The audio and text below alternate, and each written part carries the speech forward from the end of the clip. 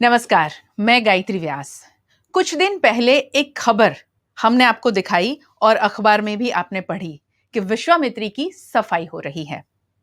वडोदरा शहरवासी बहुत ज्यादा खुश हो गए कि विश्वामित्री की सफाई हो रही है। विश्वामित्री के घाट अब सुंदर हो जाएंगे। विश्वामित्री में जितनी भी झाड़ियां हैं, जितने भी डेब्रिस पड़ी है वहां पर, वो सब कुछ वहां पर साफ सुथरा अब नजर आएगा। ये बात शायद वडोदरा वासियों को बहुत ज्यादा असर कर गई कि हाँ, विश्वामित्री अब अच्छी दिखेगी हमें। मगर उसी के साथ साथ में वडोदरा शहर के पर्यावरणविद, जो पर्यावरण को बहुत ज्यादा प्यार करते हैं, विश्वामित्री के लिए, विश्वामित्री की साफ सफाई को लेकर सालों से लड़ते आए हैं। विश्वामित्री की चौड़ाई को लेकर लड़ते आए हैं। विश्वामित्री को गटर गंगा जब वडोदरा वासियों ने ही बना दिया, उसी के सामने लड़ते आए हैं। उनको ये बात बहुत ज्यादा अखर रही थी कि विश्वामित्री की सफाई शुरू किस तरह से हुई है।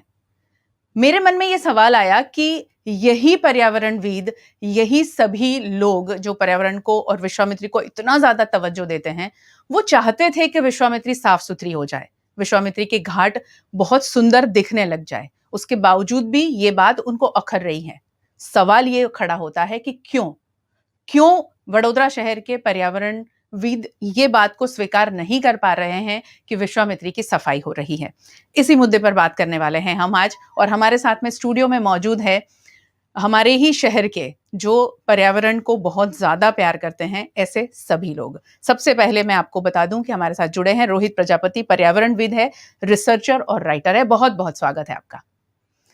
हितार्थ पंड्या, जो बच्चों को पढ़ाते हैं, साथ में बहुत अच्छा लिखते हैं, पत्रकार रह चुके हैं, पर्यावरण को संजोने के लिए पत्रकारिता छोड़ दी और अब पर्यावरण को बहुत ज्यादा संभालने की कोशिश में जुटे हैं और बच्चों को एनवायरमेंट पढ़ा रहे हैं। बहुत बहुत स्वागत है हितार्थ।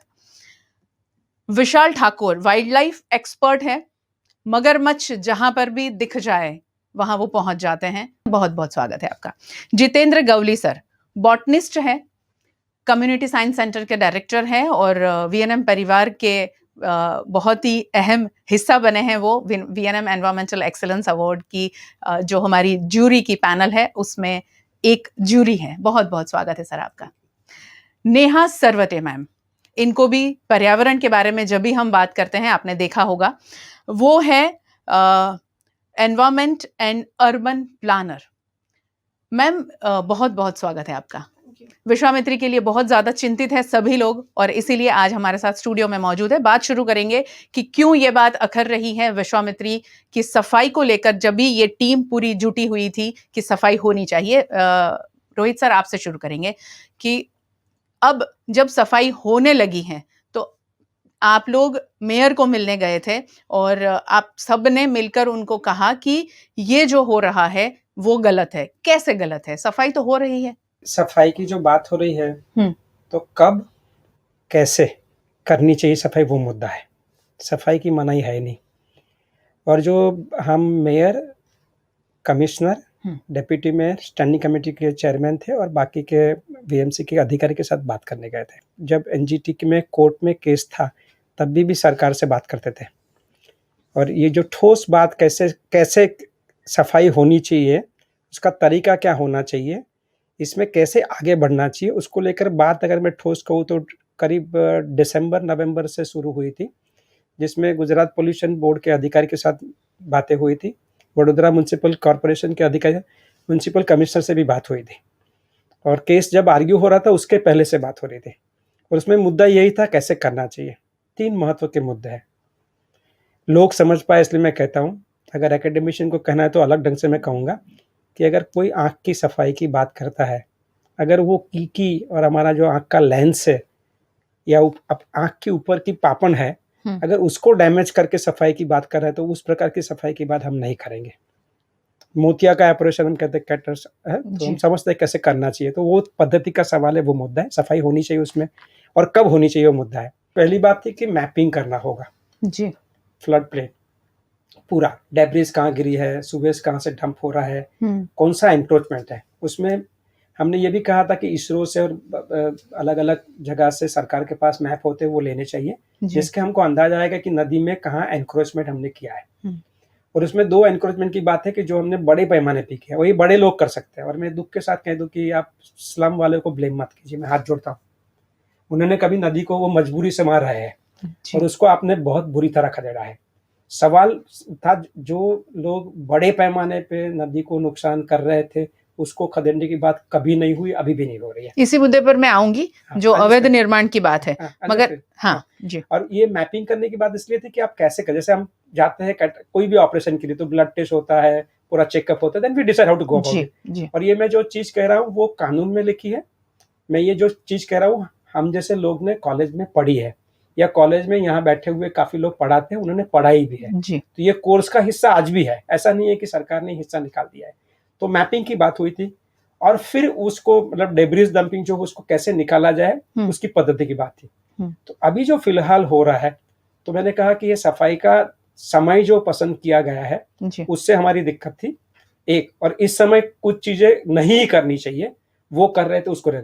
और एनजीटी का जो ऑर्डर है उसमें साफ तौर पे इसके बारे में कानून में लिखा है, वो एक है, कॉलेज में पढ़ाया जाता है वो भी है, और एनजीटी के ऑर्डर में भी लिखा गया है कि इस कैसे जाए। तो हम इतना ही चाहते थे कि उस तरह हो। और जब हम 7 जून को उनको मिले तो हमने उनको डिटेल में लिखकर एक स्पाइरल बाइंडिंग दिया था जिसमें सारी बातें लिखी है कैसे होनी चाहिए, जिसके बारे में हम आगे बात कर सकते हैं डिटेल में। और उसके बाद वो नहीं हुआ तो हम दोबारा लिखकर एक खत जो आप अखबारों को हमने दिया है, जो 17 तारीख का खत है हमारा, वो भी हमने दिया और वो बात हमने डिटेल में उनसे साथ कही। मेरा मानना है कि वो सारे सवालों का जवाब नहीं दे पाए जी। सफाई के खिलाफ कोई नहीं है, सफाई कैसे होनी चाहिए, कब होनी चाहिए, किस प्रकार से होनी चाहिए, वो मुद्दा है जी। बिल्कुल, किस प्रकार से होनी चाहिए वो मुद्दा है। ये तो एक्सपर्ट्स कह रहे हैं, जो चाहते हैं वो समझते हैं कि कैसे होनी चाहिए, मगर एक आम इंसान वो भी ये सोचता है तो प्रशासन क्यों नहीं सोच रहा, उस पर सवाल है। यहाँ एक बात मैं जरूर कहना चाहूंगी कि जिस दिन सफाई शुरू हुई उस दिन उसी विश्वामित्री के सामने एक बिल्डिंग से मुझे फोन आता है और मुझे पूछा गया उस शख्स ने कि ये क्या हो रहा है मैडम, आज सयाजी होटल के पास में बहुत सारे लोग इकट्ठा हुए हैं, बुलडोजर भी वहां पहुंचे हैं, बहुत सारी मशीनरी हो रही है वहां इकट्ठा हो गई है, तो क्या हो रहा है? मैंने कहा कि सफाई हो रही है। तो एक आम इंसान में से व्यक्ति अगर ये सोचता है कि ये कैसी सफाई है, वहां पर तो बिल्कुल ऐसा लग रहा है ये विश्वामित्री को बर्बाद करने के लिए आए हैं। ये एक आम इंसान की सोच है और वो प्रशासन नहीं सोच पा रहा है। हितार्थ, आप अपने स्टूडेंट्स को लेकर बहुत ज्यादा बार वहां गए हैं, जाते रहते हैं कि विश्वामित्री को नजदीक से बच्चों को दिखाया जाए, तो आप भी हमेशा ऐसा फील करते थे कि यहाँ बहुत ज्यादा गंदगी है, डेब्रीज पड़ी है, तो अब जब हट रही है तो क्यों वो आपको उससे एतराज है? जैसे रोहित भाई ने बताया कि ऐतराज, ये जो सफाई शब्द है उसको उसकी परिभाषा सबने अपने हिसाब से करके रखी है। जी जी। चलो सफाई शब्द को एक्सेप्ट कर लेते, उसको हम अपने जीवन में ले लेते। हमारे घर पे अगर पंखा बिगड़ जाता है तो मालिक को नहीं बुलाते हैं ना हम, और अगर पौधा कुछ ठीक नहीं हो रहा है या तो गार्डन में कुछ करना है तो हम इलेक्ट्रिशियन को नहीं बुलाते हैं जी। जिस विषय के निष्णात होते हैं, उसके जो एक्सपर्ट होते हैं, उनसे सलाह लेकर अगर हम काम करते हैं तो वो ठीक रहेगा। यहाँ तो ऐसा है कि आपको एक्सपर्ट को पूछना नहीं है, एक्सपर्ट जो बताते हो आपको करना नहीं है जी। और सफाई का जो मर्म है वो तो कुछ और ही तरह से उन्होंने ले लिया है कि सफाई मतलब आज से बहुत साल पहले ऐसी ही सफाई हुई थी और उसके बाद में भी फ्लडिंग तो हुआ ही था।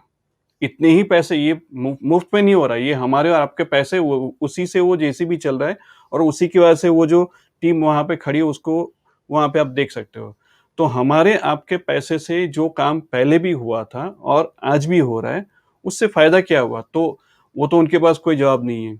जिनके पास जवाब है उनकी बात उनको माननी नहीं है।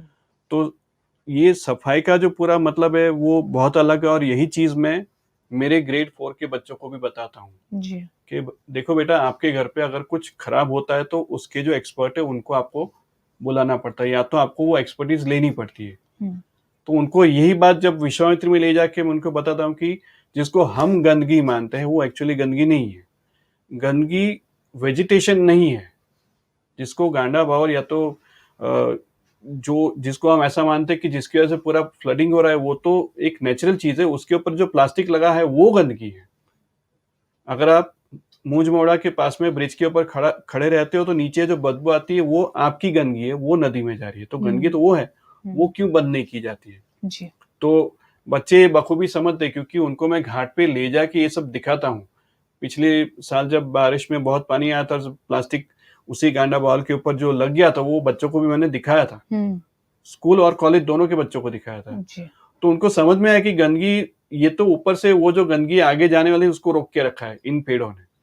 तो समझ में आ रहा है बच्चों को, और वो वही बच्चे आगे जाके सही डिसीजन भी लेंगे। और ये जो साफ करने का जो तरीका है उसमें, जैसे मैंने आपको बताया कि जिनको विषय का ज्ञान है उनको आप कंसल्ट करिए, उनसे पूछिए। और ये सारे लोग जो है वो उस नदी के प्यार में हैं जी। और वो अपना जो एक्सपर्टीज है वो देने के लिए तैयार है। तो आपको क्यों, वो अखर हमें नहीं रहा है, अखर उनको रहा है कि आपको साथ में नहीं लिया जा रहा है। और आपको यानी कि मकसद ये है कि जो जिनके पास में इस जो पूरा जो मसला है उसको सुलझाने के तरीके हैं जिनके पास में, उनको साथ में नहीं लिया जा रहा है। और स्मार्ट सिटी की बड़ी बड़ी बातें होती हैं, मगर वडोदरा शहर को जिन्होंने समझा है, जिन्होंने पूरी जिंदगी वडोदरा शहर में बिताई है, पर्यावरण के लिए जो बातें कर रहे हैं, पर्यावरण के लिए बरसों से जो काम कर रहे हैं, उसी एक्सपर्ट को अगर साथ में लिया जाए तो वडोदरा शहर का रूप कुछ और हो सकता है, मगर वो शायद प्रशासन नहीं कर पा रहा है। क्यों आपको एतराज है? देखिए, पहली बात तो ये है कि सिर्फ मगरमच्छों की हम नहीं करते जी। जब बात आती है तो प्रीडेटर एनिमल है, और टॉप प्रीडेटर एनिमल एक पूरी इकोसिस्टम को, बायोडाइवर्सिटी को कंट्रोल करता है। जी। अगर मगरमच्छ को तकलीफ हो रही है तो आप ये समझ लीजिए कि रिवर बायोडाइवर्सिटी के आजू बाजू जितनी भी प्रजाति है, फ्लोरा है, फौना है, उन सभी को भी नुकसान होता है। और बरसों से कहा जाता है, जैसे कि हमारे धर्म के अंदर भी जो भी आप देखोगे गॉडेस ऑफ रिवर है, उनका वाहन मगरमच्छ ही दिखाया गया, चाहे वो गंगा हो चाहे नर्मदा हो। तो उसके पीछे भी कुछ रीजन रहते हैं। और सिर्फ मगरमच्छ नहीं, मगरमच्छों के साथ साथ शेड्यूल 1 की और भी 2 स्पीशीज है कछुओं की, gangeticus soft shelled and flapshell turtle. उनका भी बहुत योगदान रहता है नदी को साफ सुथरी रखने के लिए। और बात रही चिंता की, तो हम लोग भी चाहते थे कि नदी को जिस तरीके से साफ सुथरा किया जाए तो उसमें नदी के किनारों को किसी तरीके से नुकसान ना पहुंचे। जैसे आपको मैं एक उदाहरण दे दूं कि ब्यूटिफिकेशन के नाम पर हमने जो वडोदरा शहर के तालाबों को सीमेंट कंक्रीट से बना दिया है, तो जो कछुए है, जो मगरमच्छ है, ऐसी प्रजातियां जो बास्किंग करना चाहती है, या जो पंछी जो फिशिंग करने के लिए आते हैं, तो उनके लिए तो आपने कोई स्कोप ही नहीं रख छोड़े। मतलब हम ये, मेरा ऐसा मानना है, अगर ये स्मार्ट सिटी के नाम पे हम ओवर स्मार्ट वर्क कर रहे हैं और इससे पूरी इकोसिस्टम को नुकसान है। हमें ये लग रहा है कि हम जो बना रहे हैं उससे हम पब्लिक को या लोगों को तो खुश कर सकते, लेकिन नेचर को हम नाराज कर रहे हैं। और मैं आपको बता दूं कि इसके बहुत ही गंभीर परिणाम भविष्य में हमको देखने को मिल सकते हैं, क्योंकि जो सिस्टम है, कुदरत अपना काम अपने हिसाब से करती है। जैसे आप कॉर्पोरेशन ये नहीं डिसाइड कर सकता कि झाड़ी झांकरा ने बावड़ उगेला छे नदीनी आजूबाजू। वो वेजिटेशन नेचर ने खुद क्रिएट किया है। नेचर को पता होती है कि किस चीज की जरूरत है, किस चीज की जरूरत नहीं है, और उसी के हिसाब से एक फूड पिरामिड सिस्टम या साइकिल नेचर के अंदर कंटिन्यू चलती रहती है। मगरमच्छों की जरूरत हमारे लिए इसलिए है क्योंकि पूरे अगर विश्व की हम बात करें तो बड़ौदा एकमात्र ऐसा शहर है कि जहां ह्यूमंस एंड क्रोकोडाइल एक ही हैबिटेट को शेयर करते हैं, और एशिया में हम फर्स्ट नंबर पर है। और 17 किलोमीटर की नदी जो बड़ौदा शहर के बीच से निकलती है, तो आपको एक चीज पता होगी कि आपने क्रोकोडाइल्स के कॉन्फ्लिक्ट के केस देखे होंगे। आपको शायद उसका ढाडर है, देव नदी है, नर्मदा है, इस जगह आपने कभी विश्वामित्री में नहीं सुना होगा। ये एक उत्तम उदाहरण है मानव और एक वन्य जीव का। जैसे हम बात करते हैं एशियाटिक लायन की, जूनागढ़, तो बड़ौदा भी एक बेस्ट एग्जाम्पल है। वो अपने नियमों के हिसाब से अपने आप को संवार के और संभाल के बैठे हैं, और हम ऐसी कोशिश कर रहे हैं कि जिससे ह्यूमन एंड क्रोकोडाइल कॉन्फ्लिक्ट्स बढ़े।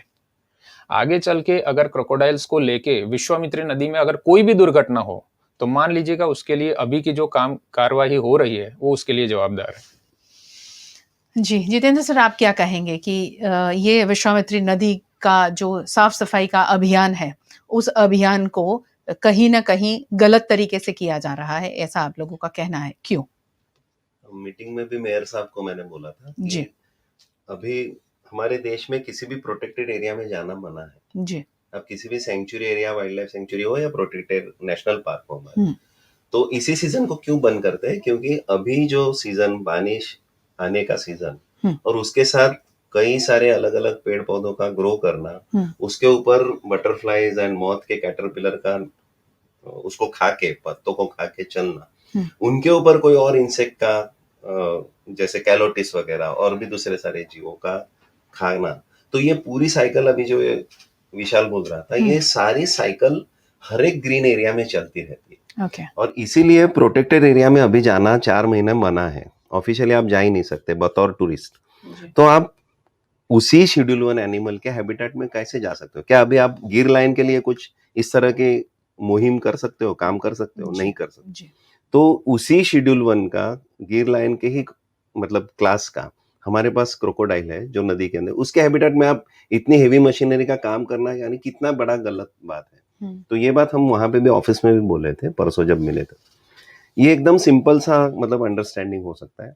अभी रही विश्वामित्री की बात, तो हमें पता है विश्वामित्री मतलब समर के सीजन में कितनी ड्राई होता है उसका पट वगैरह, फिर भी कई ऐसे ग्रीन पैच है क्योंकि पेरेनियल वेजिटेशन फिर भी होता है वहां पर। तो ये बारिश के सीजन में वो सारा उग के आता है जी। उसकी रूट ग्रोथ भी अभी के सीजन में होती है। तो जब सॉफ्ट सॉइल होती है तो नेचुरली रूट का ज्यादा ग्रोथ होता है उसमें। अब इसी सॉफ्ट सॉइल को आप बैंक के किनारों को, जहाँ पे बिल्कुल पत्थर जैसा कुछ है ही नहीं जी, आप अच्छे से उसको, अदरवाइज अनडिस्टर्ब एरिया को आप देखोगे तो बहुत बड़ा फॉरेस्ट देखने को मिलता है। और उसकी जगह पे आपने ये प्लास्टिक का नाम, प्लास्टिक क्योंकि हमने डाला हुआ है, तो उसको हटाने के चक्कर में आपने उस प्लास्टिक को रोकने वाले गांडा बावड़ को निकाल रहे हो। उसकी सफाई हो सकती थी, लेकिन आप कितने तक जाओगे, नदी के कितने अंदर तक जाओगे, और आप फिर से वही ना वही सेक्शनिंग हमें दिखा रहे हो। आप देखोगे नदी का जो नेचुरल स्लोप है उसको भी ये लोग तो, क्योंकि जाना चाहिए, मशीन उतरनी चाहिए, तो उसको लेवलिंग वगैरह करते हैं। और that disturbance is nothing but वो 2 लेयर वाला टिपिकल रिवर फ्रंट की डिजाइन जो 2017 में हमने निकाल दी थी, उसको डिस्कार्ड किया था। तो वो आप फिर से क्यों लाना चाहते हो? हमें नहीं चाहिए, सिटीजन को डिजाइन ही नहीं मंजूर है, आप क्यों बार बार उसी दिशा में हमें ले जा रहे हो? ये बात बिल्कुल साफ आती है, सबको पता चलता है कि विश्वामित्री को सीमेंट लगाने से नहीं चलने वाला है। विश्वामित्री के अंदर जो सीमेंट गया है उसे निकालने की जरूरत है, उसका जो वेजिटेशन है उसको मेंटेन करने की जरूरत है। तो ये बहुत बड़ा मुद्दा है। जैसे विशाल ने अभी बोला ब्यूटिफिकेशन, ये बात मैंने सीएम साहब के सामने भी बोली है। 2019 दिसंबर 20 की बात है ये, मैंने प्रेजेंटेशन दिया था वो विश्वामित्री अभियान। प्रेजेंटेशन के बाद मैंने ये बात छेड़ी थी कि आप रिवर फ्रंट कहीं नहीं होने चाहिए जी। सिर्फ विश्वामित्री नहीं, हमारे गुजरात या हमारे देश में कहीं पे भी इस तरह के लंबे लंबे सीमेंटेड रिवर फ्रंट नहीं होने चाहिए। पहले के लोगों ने घाट बना के रखे, आप घाट पे जाओ, एंजॉय करो रिवर को, उसको और मत अभी ढाको, क्योंकि रिवर फ्रंट के हमेशा सीधे सीमेंट जाती है नीचे बेसल रॉक तक। तो आप पानी का पर्कोलेशन कैसे होने दोगे? शहर के अंदर अगर मेरी सीमेंट की हो जाती है नदी, तो पर्कोलेशन नहीं होगा, सीमेंट का सरफेस बढ़ने से टेम्परेचर बढ़ेगा, तो ग्रीन वेजिटेशन जो टेम्परेचर नलीफाई करता है वो और बढ़ा देगा, हमारा शहर हीट आइलैंड हो जाएगा। तो ये चीजें अगर हमें रोकनी है तो हमको मतलब बिल्कुल होने ही नहीं देना चाहिए। सीमेंट का तो खैर हमको मंजूरी नहीं करना चाहिए। रिवर फ्रंट हो या फिर लेक ब्यूटिफिकेशन हो, लेक ब्यूटिफिकेशन के नाम पे आप करते क्या हो? पानी की तो क्वालिटी पूरी डाउन हो गई। हमारे पास ऐसे डेटा है कि जब पूरी बर्ड डाइवर्सिटी हरणी पॉन्ड जैसे एरिया में देखी जाए, समा तालाब है, हरणी है, अभी आप जाके देखो वहां पे कुछ नहीं है, कुछ भी नहीं है। अब वेजिटेशन पहले मस्त होता था, पूरा ढका रहता था उसका जो सरफेस है, अभी वहां पे हमने सीमेंट लगा दिया, टेम्परेचर बढ़ गया है, पानी का जो हीट बढ़ने से पानी के अंदर की सिस्टम भी पूरी अलग हो जाती है। अलगी जो ग्रोथ होती थी वो नहीं होती, उसको खाने वाले फिश नहीं रहते, तो उसके ऊपर और अपना चलाने वाले टॉर्टॉइज वगैरह चीजें नहीं रहती, टर्टल वगैरह चीजें नहीं रहती, तो पूरे सिस्टम को हम लोग नपुंसक कर रहे हैं, लाइफ उसमें से छीन ले रहे हैं, एक एक तालाबों को हम लोग मार रहे हैं ऐसे गले घोट के जी। यानी वडोदरा शहर के जितने भी तालाब का ब्यूटिफिकेशन हुआ है उसके बारे में भी जब भी पहले बात हुई है, यही मुद्दा सामने आया है कि हमने तालाबों को तो मार दिया है, अब विश्वामित्री को भी मारने की बिल्कुल कोशिश में हमारा वडोदरा का प्रशासन लगा हुआ है। नेहा जी क्या कहेंगे आप? फ्लड के लिए सफाई कर रहे हैं या प्लास्टिक का कचरा ना दिखे इसलिए सफाई कर रहे हैं? रिवर की कैरिंग कैपेसिटी बढ़े इसलिए कर रहे हैं, या बायोडाइवर्सिटी मेंटेन करना है इसीलिए कर रहे हैं। तो वो जो पर्पस है वो बहुत क्लियर होना चाहिए। अब मैं एक बात कहूंगी कि जब हम घर की भी सफाई करते हैं, सफाई मतलब मुझे तो पहला आता है कि सफाई तो दिवाली के टाइम ही होती है सब घरों की, तो अंदर की सफाई करनी है कि बाहर की सफाई करनी है। अगर बाहर की सफाई करनी है तो हम प्रेशर होज लेके पूरा पानी स्प्रे कर देते हैं, लेकिन हम घर की अंदर की जब सफाई करनी होती है तब हम क्या वही प्रेशर पंप यूज करते हैं कि हम सामान को अच्छे से पोंछ के उसको किसी चीज को डैमेज ना हो उसको ध्यान रख के हम सफाई करते हैं। तो हम जब नदी में सफाई करते हैं तो ऐसा क्यों है कि सिर्फ जेसीबी से ही सफाई होनी चाहिए? और सफाई किस चीज की करनी है आपको? अगर इन्वेजिव स्पीशीज की करनी है तो उसके तरीके होते हैं, हर चीज का एक तरीका होता है कि किसको किस तरीके से हटाया जाए या कम किया जाए या कैसे मेंटेन किया जाए। अभी जो हो रहा है वो एक माइंडसेट है कि जेसीबी के सिवा कुछ नहीं हो सकता, उसको जेसीबी के द्वारा ही करना पड़ेगा। तो अगर ये इतनी जल्दबाजी है, जैसे रोहित भाई ने बोला है कि टाइमिंग जरूरी है जी, कि कब करना कैसे करना, तो मेरा ये एक सवाल है कि जब अगर हमें इन्वेजिव स्पीशीज काटने हैं, गांडा बावर जो इन्वेजिव स्पीशीज है वो काटना है, तो वहां जाके आइडेंटिफाई करो कि कहाँ कहाँ है, उसको काटो। अगर उसको नहीं काट सकते जड़ से तो उसको पहले ट्रिम करो, या बहुत सारे तरीके हैं, एक्सपर्ट्स हैं यहाँ पे कि, लेकिन पहले आइडेंटिफाई तो करो कहाँ पे है। और अगर फ्लड मुद्दा है कि फ्लड के पानी का बहाव एकदम जल्दी से बाहर जाना चाहिए, तो लास्ट टाइम मैंने बोला था कि ऐसे निकाल देने का कोई वो नहीं है, क्योंकि अपना ग्राउंड वाटर टेबल सफर कर रहा है, तो हमें वो पानी की जरूरत है, ऐसा नहीं कि हमें पानी की जरूरत नहीं है।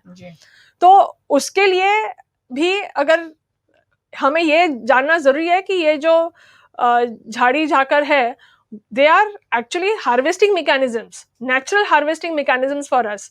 अगर फ्लड का मुद्दा है तो जहां पानी नहीं जा रहा या जहां रोक सकते हैं उसको सफाई करो।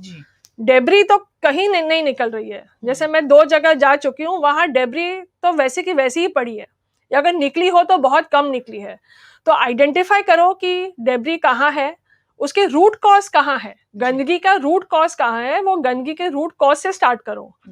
एंड पे नहीं तक सफाई चालू करो, पहले स्टार्टिंग से सफाई करो।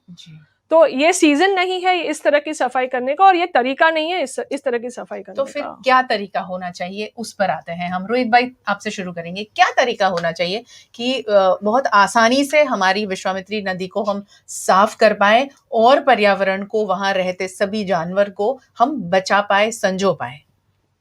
मुझे लगा है कि इसके लिए कोई रॉकेट साइंस की जरूरत नहीं है, एक चीज हम सालों से पढ़ते भी है जी, आज पढ़ाई भी जाती है जी। और मैं ये कहूँगा कि अगर लोगों को जरूरत है, इस पे हम अलग से एक लंबा बात कर सकते हैं, जिसमें एक्सपर्ट लोग या उनके कानून के निष्णात या उनके एक्सपर्ट से बात करें, लेकिन मैं आज बात करूंगा कि आम इंसान समझे उस भाषा में जी। आप मुझे बताइए कि मेरे पास एक जाना माना ऑर्थोपेडिक सर्जन है, क्या वो हार्ट का सर्जरी करेगा? क्या वो एंजियोग्राफी या एंजियोप्लास्टी करेगा? वो जाना माना डॉक्टर है, वो डॉक्टर ही है ना, वो करेगा? नहीं करेगा। समझो कि हार्ट वाला क्या बोन की सर्जरी या ऑर्थोपेडिक काम करेगा? नहीं करेगा। सवाल उतना ही है कि वो कैसे होना चाहिए। मैं आपको बताऊं कि क्या ऑलरेडी तय हो चुका है, क्यों नहीं हो रहा है, क्यों हमको जब मतलब उनकी मर्जी आए तब बुलाया जाता है जी। सडनली कहा कि आप आइए बात करते हैं, फिर बीच में एकदम घुमा जाते हैं, तब बातें नहीं होती है जी। मैं अगर आज 7-8 महीने की बात करूं तो कोर्ट के केस के पहले भी बात हुई थी। हमने हमेशा कहा सिस्टम की, मैं आपको बता दूं कि समझो कि एक सफाई करनी है तो आपको मैपिंग से क्या दिक्कत है जी। बारिश में तो बारिश वेबसाइट पे शायद नहीं होती, अगर मैं गलत नहीं हूं तो वेबसाइट पे बारिश नहीं होती है, वो फ्लड भी नहीं होता है। उससे हम देख सकते हैं कि नदी 90s में कैसी थी, 94 में कैसी थी, 98 में कैसी थी, वो मैप कर सकते हैं। Red line, blue line, yellow line, ये मैपिंग हो सकता है इमीडिएटली। अब हमारे पास सरकार के ही डिपार्टमेंट बताएंगे, उससे हम एक पूरा चीज बना सकते हैं कि कहाँ क्या हुआ है, फिर कहाँ क्या इंटरवेंशन करना है, वो हम बिल्कुल कतई कर सकते हैं। मैपिंग के बाद दिखती है बिल्डिंग है, अच्छा है वो गांडा बावल नहीं है जी। तो शायद अगर बिल्डिंग है भी बड़ी बड़ी बिल्डिंग है गांडा बावल, तो उसको भी वो निकालते हैं जी। रोहित भाई, जहां तक मैं जानती हूँ वीएमसी आपसे हमेशा डरा हुआ रहता है। नीरज जैन ने जब घाट की सफाई शुरू की तो नीरज जैन को कहा गया कि रोहित भाई एंड कंपनी से आप पूछ कर आइए, वो अगर हाँ कहते हैं तो हम आपको वहां पर जेसीबी लगाने को कहेंगे, परमिशन दे देंगे, वहां आप सफाई करेंगे तो हम आपको परमिशन दे देंगे। ये वीएमसी से मेयर ने और दूसरी उनकी टीम ने कहा था और उसके बाद में आपका संपर्क किया गया था। तो क्या इस बार आपको नहीं पूछा गया कि सफाई शुरू कर रहे हैं? लग रहा है कि अगर वो बात सही होती तो आज हमने कहा बंद करो, बंद कर दीजिए। सपोज आपको लग रहा है कि लोग मेरी सुनते हैं जी, या हमारे टीम की सुनते हैं तो हम कह रहे हैं बंद करो जी। मैं आपको रोहित प्रजापति परमिशन दे तभी सफाई करेंगे ऐसा कहा जाता है वहां। मुझे कहाँ रहना वो परमिशन भी मेरे पास नहीं है। अच्छा, अभी मैं कहाँ रुक सकता हूँ कहाँ नहीं, वहां तक की दिक्कत है। मेरा खुद का प्रॉब्लम है कि लोग तय करते या काफी चीजों में दिक्कत है, उसमें नहीं जाऊँ मैं। एक और जो आपने कहा ना कैसे होनी चाहिए जी, इस सीजन में क्या नहीं होना चाहिए का एक लिस्ट बन सकता है और ये लिस्ट पढ़ाया जो जाता है जिसमें देश की सहमति है जी, कानून में लिखा गया है और जो पढ़ाते उसमें लिखा था नहीं करना लिस्ट बन सकता है। अभी क्या हो सकता है वो भी लिखा हुआ है, तो उससे करने में क्या दिक्कत है। हमने तय किया था इतनी साल, समझो मई महीने में बात हुई थी, जून में हुई थी, तब कहाँ थे हम डेब्रीज निकालने के लिए। डेब्रीज के ऑर्डर दिए गए हैं। किसने दिए ऑर्डर? रोहित प्रजापति ने नहीं दिया है या हम में से किसी ने दिए। ये orders Gujarat pollution control board ने दिया है। मगर ऐसा हो सकता है उसके बाद में तो वहाँ बहुत सारे बदलाव आए ना, कॉर्पोरेशन के चुनाव हुए, मेयर बदल गए, कॉर्पोरेटर बदल गए, सारी टीम बदल गई, तो उनके पास में वो पेपर नहीं होंगे, इसलिए ये हुआ। नहीं, हम लोग, आपको आश्चर्य होगा कि कभी कभी लोग हंसते हैं कि स्पाइरल बाइंडिंग क्यों दिया जाता है। अच्छा। अभी जो 7 जून को जो दिया गया है ना हमारी टीम की तरफ से जी, तो हमने पिछले सारे खत दोबारा उनको दिए। अच्छा। और हमने उनको पीडीएफ दी ताकि किसी और को भेज सके। हमने उनको स्पाइरल बाइंडिंग दिया हार्ड कॉपी ताकि भेज सके। हमने उनको सॉफ्ट कॉपी दी ताकि उसमें से कट एंड पेस्ट, अभी तो रीड प्लीज है जिससे आप पढ़ सकते हो, अगर आपको पढ़ना नहीं है किताब खोल के, सारे ऑप्शन दे दिए। और मैं आपको कह दूं कि बहुत बार बात हो चुकी है। अभी मैं तुरंत अभी करना है तो क्या करना चाहिए जी। अभी आप देख लीजिए कि बहुत जगह पे डिब्रीज पड़ी है जिसको लेकर इन्वेस्टिगेशन हुआ था। Okay. जिसमें जीपीसीबी लोग शामिल थे, हम भी शामिल थे, सरकार की कुछ कमेटी के लोग भी आए थे और कॉर्पोरेशन भी थी। हमने उसको मैप करके आइडेंटिफाई किया है, फोटोग्राफ दिए है जी। उसकी सफाई करने का काम क्यों अब नहीं कर रहे हम लोग? उसको क्यों हम हटाने की कोशिश नहीं कर रहे? और आपको अंदर ही क्यों जाना है? ये जीत का मामला है। मुझे लग रहा है कि इसके बारे में हम लोगों ने डिटेल में उनको कहा कि क्या हो सकता है क्या नहीं।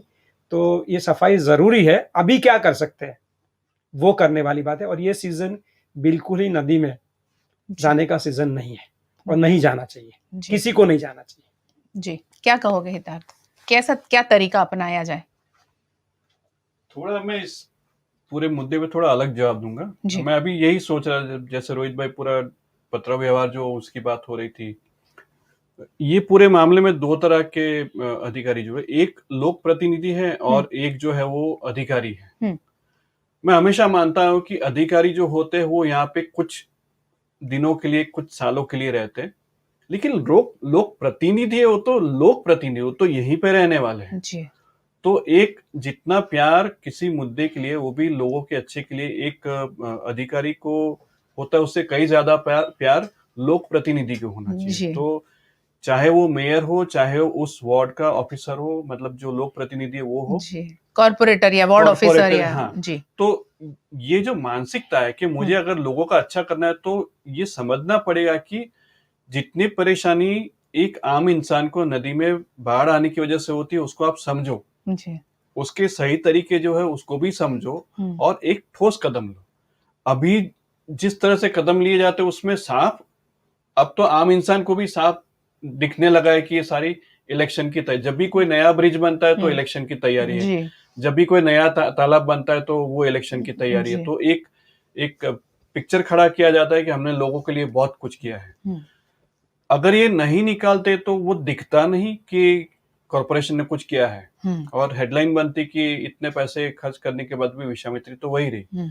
वापस मैं वही बोलूंगा जैसे रोहित भाई ने बोला, अभी अगर हम नदी को एक पेशेंट गिनते हैं तो उसको स्ट्रेचर पे ऑलरेडी लिटाया गया है, ना तो उसको एनेस्थीसिया दिया गया है, ना तो उसका कंसेंट लेटर के ऊपर फॉर्म हुआ है और उसकी सर्जरी शुरू हो चुकी है। और सर्जरी ऐसी कि डॉक्टर के औजार नहीं है, वो किसी कसाई के औजार है जिससे वो उसका पेट काटा गया है। तो ये उस लेवल की ग्रॉस निग्लिजेंस है कि भाई आपको नहीं पता है तो आप पूछ लो। जो जैसे डॉक्टर, जैसे रोहित भाई ने बोला कि जो स्पेसिफिक डॉक्टर है उनको बुलाओ। अगर हार्ट सर्जन है तो हार्ट की सर्जरी करता है, वो हड्डियों को नहीं जोड़ता है, तो आप बुलाइए उनको। और ये सब अब आप जब करेंगे, जहां पे जो आप चाहते हो वही हम भी चाहते हैं, तो एक तालमेल के साथ में अगर सही दिशा में बढ़ेंगे तभी आप लोक प्रतिनिधि की तरह सक्सेसफुल रहोगे। बाकी लोक प्रतिनिधि पहले भी थे, आगे भी होंगे, आज जो है वो भी होंगे। अच्छे काम जिन्होंने किए हैं वो लोग को अभी भी लोग याद करते हैं, जिन्होंने अच्छे काम नहीं किए उनको लोग भूल चुके हैं। तो यही मैं तो कहना चाहूंगा कि आगे के कदम उसी हिसाब से कि जो लोक प्रतिनिधि वो यहीं पे रहने वाले और इसी शहर के लिए उनको भी प्यार होना चाहिए। प्रशासन से ही सबसे अहम गुजारिश है कि सब्जेक्ट एक्सपर्ट जब हमारे शहर में आपको फ्री सुविधाएं देने के लिए तैयार हैं, तो आप क्यों उनका इस्तेमाल नहीं करते हैं? क्यों उनके नॉलेज को आप ज़्यादा से ज़्यादा इस्तेमाल करके वडोदरा शहर को और ज़्यादा खूबसूरत बनाने की कोशिश नहीं करते हैं? यही दुख है। और वडोदरा शहर की आम जनता को जभी ये बात पता चलती है, शहर की जनता भी ऐसे सब्जेक्ट एक्सपर्ट्स के साथ में खड़ी होती है और कहती है कि हम सब आपको सुझाव देने के लिए, हम सब काम करने के लिए तैयार हैं, मगर प्रशासन उसके लिए सिर्फ एक कदम उठाए। जी रोहित भाई। एक ही लाइन कहना है, जी। ठोस सुझाव की बात हो रही थी, कभी हम गोल बात करते हैं। जी। टीपी स्कीम, विश्वामित्री नदी को ध्यान में रखकर, मगर क्रोकोडाइल और कछुओं को ध्यान में रख बाकी के बारे में काम नहीं कर सकते अभी जी। उसके लिए किसने रोका है? टीपी स्कीम तो बनती है, तो क्यों ना इनको अगर वो होगी तो हमको बहुत कुछ समझ में आएगा। ठोस कहे कि वो टीपी स्कीम की भाषा समझ से लिए मैं कह रहा हूँ कि ये टीपी स्कीम, और हमने मीटिंग में भी कहा था। विशाल क्या कहोगे, क्या तरीका अपनाया जाए? मैडम देखिए, अगर मैं नेचर और वाइल्ड लाइफ के हिसाब से अगर मैं पक्ष रखूं तो मैं यही बताऊंगा कि ये तरीका पूरी तरीके से फेल है, ये मॉडल पूरी तरीके से फेल है। सबसे पहले बात हमें ये समझने की है कि मैंने उस दिन भी मीटिंग में भी बताया था कि एक पर्सपेक्टिव होता है लोगों का किसी चीज को देखने का। अगर आप मगरमच्छ को देख रहे हैं एक एज अ मीडिया कंसर्न, आपके लिए वो एक अलग एक न्यूज है जी। लोगों के लिए वो एक सब्जेक्ट है, वो पानी में तैरने वाला। लेकिन एक प्रकृतिविद जब उसे देखता है तो वो ये देखता है कि वो प्रागैतिहासिक समय का एक जानवर है और 20,000 साल के प्रलय को पार करके उसने अपना अस्तित्व अब तक बना के रखा है। उसने ह्यूमन एवोल्यूशंस भी देखा है और शायद उसका एक्सटिंक्शन भी वो देख सकेगा अगर हम उसको जिंदा रखें तो। और बात होती है कि शेड्यूल स्पीसीज जो है, जो बनाई जाती है, जिन्होंने कॉन्स्टिट्यूशन बनाया है, जिन्होंने लॉज बनाए हैं, वही डिपार्टमेंट और वही के अधिकारी अगर उसे नहीं समझते जी, तो आप ये बताइए कि उसमें गलती किसकी है। देखिए, पब्लिक को वो चीज नहीं पता होगी। अगर मैं आपको ये बताऊं, अगर मुझे पब्लिक डोमेन में भी एक मैसेज देना है तो मैं ये बताऊंगा कि हमारे इंडियन कॉन्स्टिट्यूशन के अंदर हमारा आर्टिकल 51G, उसके अंदर स्पष्ट लिखा गया है कि एवरी सिटीजन ऑफ इंडिया, मतलब भारत के प्रत्येक नागरिक को ये अधिकार दिया गया है कि वे अपने आसपास की प्रकृति, वन्य जीव और उसके सिवा नदी, पहाड़, तालाब, जितनी भी नैसर्गिक संपत्ति है तो उसका रक्षण करना है उन्हें, और वो भी प्राकृतिक तरीके से। उसमें कहीं भी उसे कंस्ट्रक्ट करना या उसे किसी भी तरीके से बिगाड़ना या उसके अंदर कुछ डेकोरेट हमारे हिसाब से करना नहीं आता। दूसरी बात कि विश्वामित्री को हमने अभी तक एज अ रिवर देखा है, बट विश्वामित्री खुद में एक फॉरेस्ट भी है जी। हमको ऐसा पूछा जाएगा बड़ौदा के लोगों को कि हमारे आसपास जंगल कहाँ है, तो हम बताएंगे पावागढ़ में या जाम्बूगोड़ा में, लेकिन विश्वामित्री खुद एक फॉरेस्ट है जी। वो एक पूरे सिटी के एक लंग्स हम बोल सकते हैं उसको। आपको पता है कोरोना में प्रॉब्लम जो हो रही थी ऑक्सीजन की, लंग्स को कितना इफेक्ट हो रहा था जी। तो लंग्स को प्रोटेक्ट करने के लिए हम ऑक्सीजन के लिए कहीं कहीं भाग रहे थे, जबकि हमने यहाँ नेचुरल लंग्स को ही काट दिया है जी। बिल्कुल, एक इकोसिस्टम जो होती है उसे समझना बहुत जरूरी होता है। मगरमच्छों की अभी जो है, अभी हम लोग इसका ये विरोध इसलिए कर रहे हैं क्योंकि ये राइट सीजन नहीं है। क्योंकि फरवरी मार्च के अंदर आफ्टर मैटिंग नेस्टिंग होता है, नेस्टिंग के बाद जून जुलाई तक, मतलब सेकेंड वीक ऑफ जून तक उसका हैचलिंग होता है, उसमें से बच्चे बाहर आते हैं। अब हैरत की बात यह है कि इसको लेके काम करने वाला जो डिपार्टमेंट है, फॉरेस्ट डिपार्टमेंट, जब हमने कॉर्पोरेशन से सवाल किया कि आपने ये सीजन क्यों सिलेक्ट की, तो उन्होंने कहा कि हमें फॉरेस्ट डिपार्टमेंट से ये बताया गया है कि बच्चे निकल गए होंगे अंडे से और अब वो पानी में चले गए होंगे। ठीक है, और मैंने म्यूनिसिपल कमिश्नर और जो हमारे मेयर थे उनको मैंने मोबाइल निकाल के फोटो दिखाया डेंस में बैठे हुए बच्चों का। लेकिन आप किस थियरी पे काम कर रहे हो? रिवर का फ्लो क्या है, वहां के प्रे प्रीडेटर्स क्या है? कई बार बच्चे ऐसा भी होता है कि किसी चीज की वजह से वो पानी में नहीं भी जाते। मतलब ऐसा नहीं है कि आपका बच्चा पैदा हुआ और तुरंत वो घुटने पे चलने लगा और दूसरे दिन खड़ा होकर चलने लगा। आप कैसे डिसाइड कर सकते हो कि बच्चों को पैदा होकर पानी में चले जाना चाहिए? वो सिस्टम एक बनी हुई है, उसकी एक मेथड है, उसके जो रिसर्चर्स है, हर्पेटोलॉजिस्ट है, काफी लोगों ने विश्वामित्री के मगरमच्छों और बायोडाइवर्सिटी के ऊपर रिसर्च भी किया है। मतलब मैं ये मानता हूं कि हमारा एजुकेशन सिस्टम बेकार, हमारे लॉ एंड ऑर्डर्स बेकार, जो कॉर्पोरेशन डिसाइड करे वही सही। और जब हम लोग उस चीज की बात करते हैं तो हमें पब्लिक में ये बताया जाता है कि आलो को तो विरोध करवा भी जाए, लेकिन वो उस चीज के लायक है। एक अभी की अगर मैं बात करूंगा तो सिर्फ क्रोकोडाइल के लिए, अभी मैंने बोला तो उन्होंने ये बताया कि डेन को नुकसान नहीं हुआ है, जबकि हमने देखा है काफी डेंस को नुकसान हुआ है। और सिर्फ डेंस मायने नहीं रखती, क्रोकोडाइल्स कोल्ड ब्लडेड एनिमल है, टर्टल्स है, कोल्ड ब्लडेड एनिमल्स है, उनको अपना मेटाबॉलिज्म सिस्टम एडजस्ट करने के लिए, बास्किंग करने के लिए बाहर आना पड़ता है, जहां वो प्लेट आप देखिए अभी जाके नदी में जब तक बुलडोजर चलते किसी भी मगरमच्छ को मतलब किनारे पर आके धूप सेकने का मौका तक नहीं मिल रहा है, तो उसका बास्किंग गया, जो उसके प्लेटफॉर्म्स थे वो सारे चले गए, डैन डिस्ट्रॉय हो गई और उसके जो नेस्टिंग प्लेस है उसके ऊपर भी मिट्टी आ गई। और मैं आपको ये भी चीज बता रहा हूँ कि हम थोड़ा दूरंदेशी होकर देखने की कोशिश करें तो अभी जिस तरीके से मिट्टी की लेयर बनाई गई है, और वापिस ये भी बताया जाता है कि हम मिट्टियों को छुएंगे नहीं, उन्होंने जब मिट्टी हटाई उसको साइड के अंदर ही एक ऊंचा टीला बना के रख दिया। पानी की वजह से, हवा की वजह से ये वही होगा, 4 साल के बाद फिर से बुलडोजर चलेगा उसी मिट्टी को हटाने के लिए। अब मगरमच्छों को हमने कहा कामों पे लगा दिया है कि अब वापिस से डिस्ट्रॉय हुआ है, अब ये वापिस अपना बास्किंग प्लेटफॉर्म रेडी करो, वापिस अपनी डेन बनाओ, वापिस अपने अंडे रखने के लिए जगह ढूंढो। ये वापिस वही मेहनत करेंगे, 4 साल के बाद कॉर्पोरेशन वापिस वही काम कर लेगी।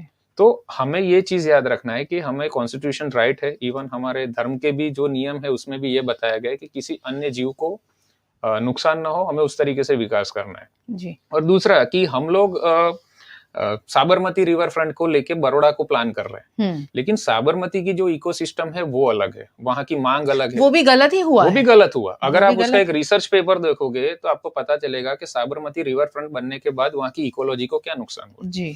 दूसरी बात कि हमारी जो विश्वामित्री है वो पहले से नेचुरली फ्लो के साथ और एक वेजिटेशन के साथ पहले से बनी हुई है। और आपको एक दो चीज जो मैंने कोट की थी मेयर और म्युनिसिपल कमिश्नर को, कि 2 बड़ी घटनाएं, एक केदारनाथ में हुई घटना और दूसरा चेन्नई का मेगा फ्लड, उसका सर्वे हो चुका है, उसके रिपोर्ट बन चुके हैं। क्या आपके महानगर पालिका ने उसका स्टडी किया है? नदी के किनारों पर बनाई गई कंस्ट्रक्शन साइट से क्या आगे चल के हो सकता है? क्योंकि प्रकृति अपना काम करती है। पिछले साल उसने 10 इंच बारिश गिरा दी, उसमें पता चल गई थी हमारी क्या हालत। सोच लीजिए अगर उसी प्रकृति ने अगर अपना आगे कोई और विकराल स्वरूप दिखाया तो उसके लिए हम लोग तैयार है क्या? और रही बात फ्लड कंट्रोल करने की, तो मैं एक चीज बताता हूँ, नेचर में फ्लड आना बहुत जरूरी है।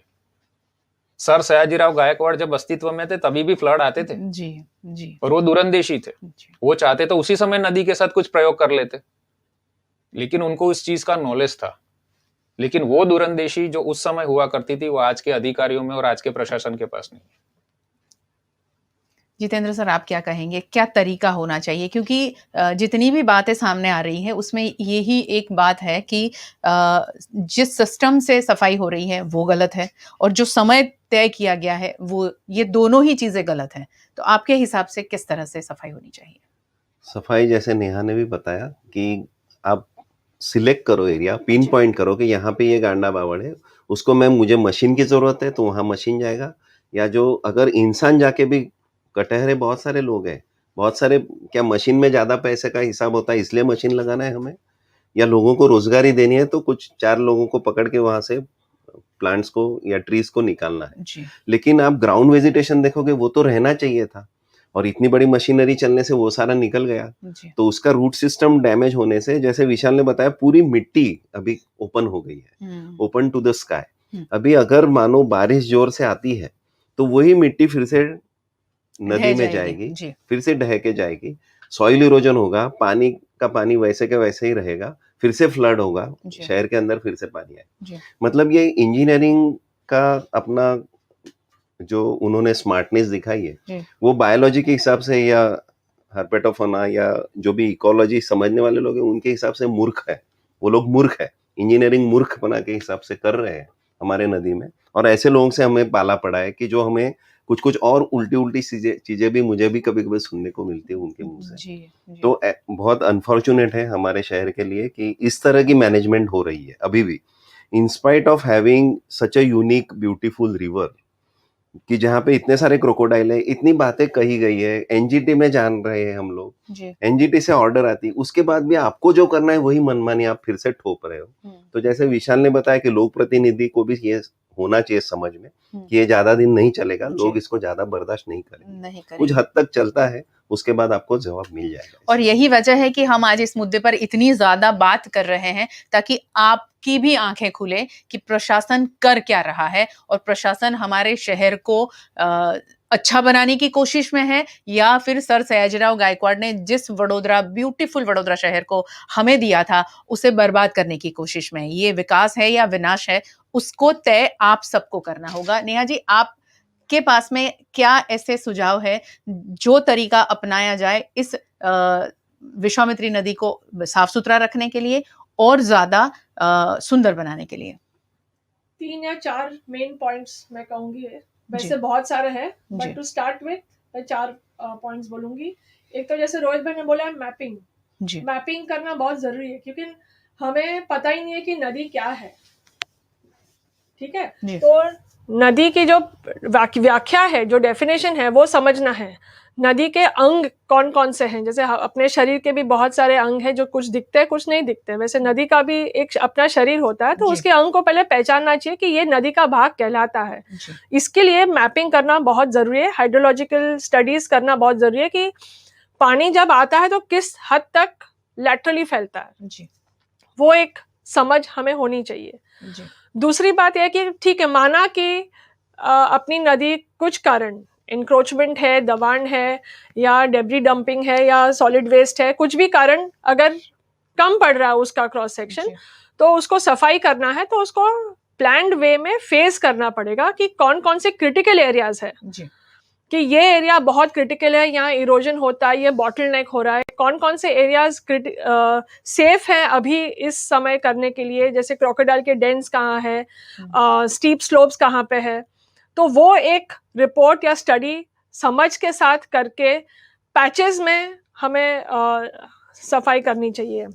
तीसरी बात यह है कि जैसे मैंने पहले कहा कि मशीन हर चीज़ का जवाब नहीं हो सकता, जेसीबी हर चीज़ का जवाब नहीं हो सकता, तो उसके लिए और बाहर के देशों में मैन पावर को मोबिलाइज किया जाता है, जहां ऐसे वेजिटेटेड रिवर फ्रंट या वेजिटेटेड राइपेरियन एरियाज हैं, वहां इंसान जा सकता है। अपने पास बहुत सारे फील्ड एक्सपर्ट्स हैं जिनको पता है कि कौन से एरिया में जा सकते हैं, नहीं जा सकते, कौन से हद तक जा सकते हैं, या कौन सा स्पीशीज इन्वेजिव है, किसको निकालना चाहिए।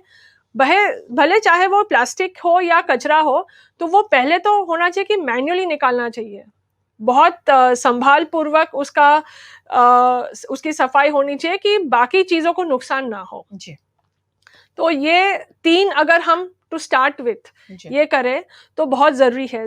दूसरा ये है कि जो काम करने वाले जो वर्कर्स हैं, वो जब नीचे जाते हैं उनको तो पता ही नहीं चलता कि मुझे यहाँ जाना चाहिए नहीं जाना चाहिए, सुपरविजन नहीं होता है। जैसे मैं खुद गई थी 2-3 बार, तो मैंने किसी अधिकारी या सुपरवाइजर को नहीं देखा था, वो जेसीबी वाला अपने हिसाब से जो पेड़ तोड़ना है तोड़ता है, जिसको जैसे स्लोप करना है कर रहा है। और फिर भी हमें ऐसा कहा गया कि वहाँ पे फॉरेस्ट के लोग भी थे और इंजीनियर भी थे। जी जी जी ऐसा कहा गया। जी हाँ, फॉरेस्ट डिपार्टमेंट भी उनके साथ में जुड़ा, वो पहले दिन ही थे, उसके बाद में तो कोई अता पता नहीं है। तो मुझे तो लगता है कि मीडिया को वहाँ 24 घंटा बैठना चाहिए और एक कैमरा लगना चाहिए कि ताकि लोग आए और उनको एक अकाउंटेबिलिटी हो ना, कि we are on public face right now, so we have to go. तो एक वो चीज है जो वर्कर्स को सेंसिटाइज करने की बहुत ज्यादा जरूरत है जी। या फिर सेंसिटिव वर्कर्स को अंदर लाइए। ऐसा नहीं लग रहा है कि ऐसे सेंसिटिव मुद्दों पर ट्रेनिंग के साथ में फिर उतारनी चाहिए टीम, ये भी होना चाहिए था, जो नहीं हुआ है, ये भी बहुत जरूरी है। सबसे मैं कुछ एक्सपर्ट्स राय चाहूंगी कि सभी अपने अपने तरीके से सुझाव दे प्रशासन को कि अब आगे क्या करना चाहिए। आप, क्योंकि आप एनवायरमेंट अर्बन प्लानर के बतौर हैं, तो क्या सुझाव देंगे? बहुत सारी चीजें हैं। पहले तो कहाँ से शुरू करना चाहिए सफाई, या ये मुद्दे को कैसे टैकल करना चाहिए, वही बहुत कॉम्प्लिकेटेड है। बिकॉज नदी का जो विषय है वो काफी कॉम्प्लेक्स है, और जो सिटी का नदी के साथ जो कनेक्शन है वो भी काफी कॉम्प्लेक्स है जी। तो मेरा जो अनुभव है या मेरे जो ऑब्जर्वेशंस है, एक तो हमारे यहाँ प्लानिंग होता नहीं है। प्लानिंग मतलब आम आदमी के लिए मैं बोलूँ कि एक डेवलपमेंट प्लान होता है, एक डॉक्यूमेंट होता है जी। जो 30-40 साल की फोरसाइट धराता है कि कहाँ क्या होना चाहिए, कैसे होना चाहिए।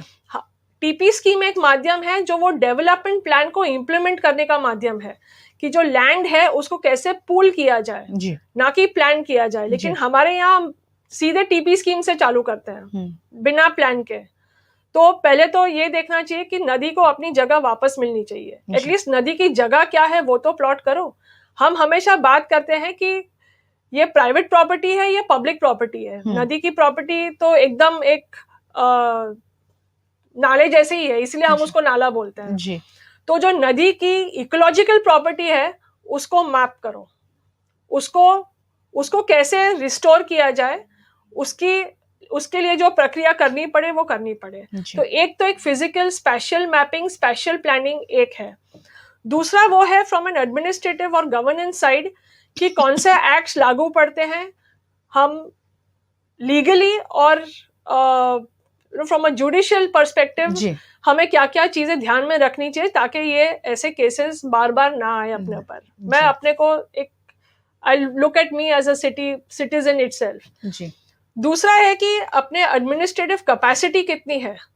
अभी अपने पास स्टाफ कम है, एक ऑफिसर को 10 काम दिए जाते हैं और एक्सपेक्टेशन होता है कि सब काम करे जी। वो भी इंसानी है, गलतियां होती है, तो वो जो प्रेशर होता है वो नहीं होना चाहिए। तो एक एडमिनिस्ट्रेटिव कैपेसिटी बढ़ानी चाहिए, एक प्लानिंग डिपार्टमेंट होना चाहिए जहां पे सिर्फ इंजीनियर्स ना हो और या सिर्फ आर्किटेक्ट्स ना हो, पर उसमें इकोलॉजिस्ट भी हो, लैंडस्केप आर्किटेक्ट्स भी हो, इकोलॉजिस्ट, हाइड्रोलॉजिस्ट सब हो, क्योंकि अपनी सिस्टम इतनी कॉम्प्लेक्स है। तो हमें ये सारे सब्जेक्ट एक्सपर्ट्स को रिप्रेजेंटेटिव ऑफिशियली एंड एडमिनिस्ट्रेटिवली करना चाहिए जी। अगर ये नहीं हो सकता फॉर वट एवर रीजन, तो हमने ये भी बोला है कि एक टास्क फोर्स या एक सेमी स्टैट्यूटरी बॉडी बनाए जो कि गाइड करे, मिलके मसला हल करे, ना कि ये तू में होती रहे जी। तो अगर हम सब साथ में बैठ के काम करते हैं तो आई थिंक ये अच्छे से सकता है, आराम से सुलझ सकता है जी। क्या कहेंगे आखिर में,